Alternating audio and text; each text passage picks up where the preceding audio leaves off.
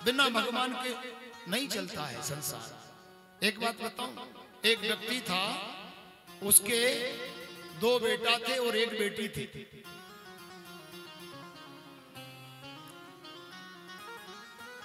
उसने कहा मेरे मरने के बाद भैया तीनों बेटा बेटी में हिस्सा कर देना। उसने एक पहले ही जिंदा में ही लिख दिया पत्र कि मेरे हिस्से में जो कुछ बचे उसका आधा हिस्सा बड़े बेटे को दे देना और चौथा हिस्सा छोटे बेटे को दे देना और 5वां हिस्सा बेटी को दे देना। मैं पहले ही साइन करके जा रहा हूं। पंचों के बीच में लिखकर चला गया और वो व्यक्ति मर गया। बोलो जोर से राधे राधे।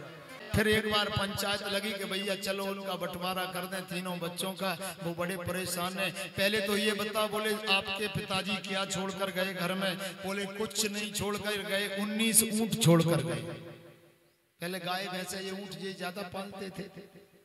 बोले कुछ और?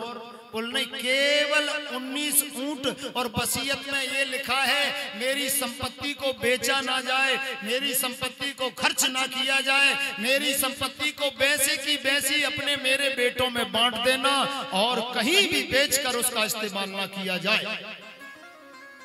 एक ने नहीं पढ़ी थी तो दूसरा बोला भैया एक काम करो, अब बांटो। सबसे पहले बड़े बेटे को दो आधा आधा, तो 19 ऊंट का आधा करो, 9.5 होंगे, आधा ऊंट काटोगे 9 दूनी 18 और आधा आधा और ऊंट काटो, जब तो वो बटेगा आधा, फिर तो वो मर जाएगा। बोलो जोर से राधे राधे। मरना भी नहीं चाहिए, बटना भी चाहिए। अरे बोले ऐसे कैसे हो सकता, 19 ऊंट का बंटवारा ही नहीं हो रहा है, पहले आधा दो बेटे को। अब बड़ी मुसीबत है। एक बोला एक काम करो भैया, इस सबको बेच करके पैसा दे दे।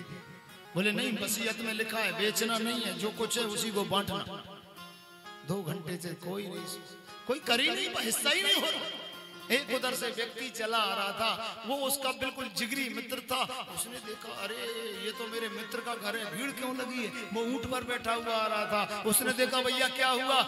बोले तो आपका मित्र समाप्त हो गया। अरे भगवान हमसे पहले से, अरे राम राम राम राम राम राम। फिर पंचायत क्यों लगी है? अरे भैया ये 19 ऊंट बचे हैं इनके घर में और इनको बांटना है, आधा बड़े बेटे को देना है, चौथाई छोटे बेटे को देना है और 5वां हिस्सा बेटी को देना है। अब ये बटे कैसे? यहाँ पंचायत ये लगी है। बोले एक काम करो, मेरा मित्र की संपत्ति मेरी होती है, मित्र की संपत्ति एक बराबर होती है। बोले मेरा ऊंट इसमें मिला दो।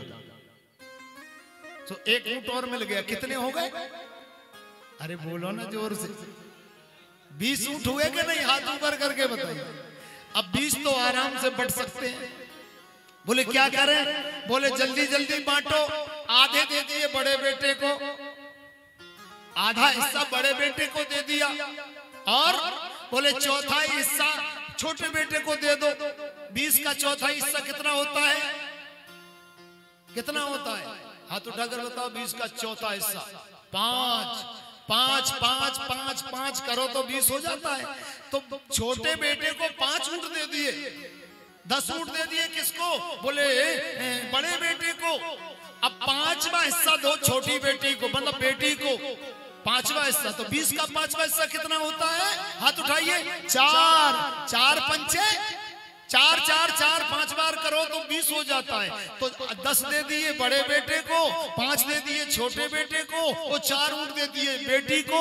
तो हो गए 19 ऊंट। ऊंट वाला बोला बोले हमारा हमको ही वापस कर दो। ताली तो बजाओ भाई।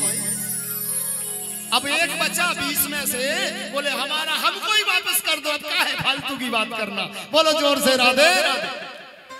इस दृष्टांत का मतलब यही है, भगवान दुनिया में भी रहते हैं और दुनिया से परे भी रहते हैं।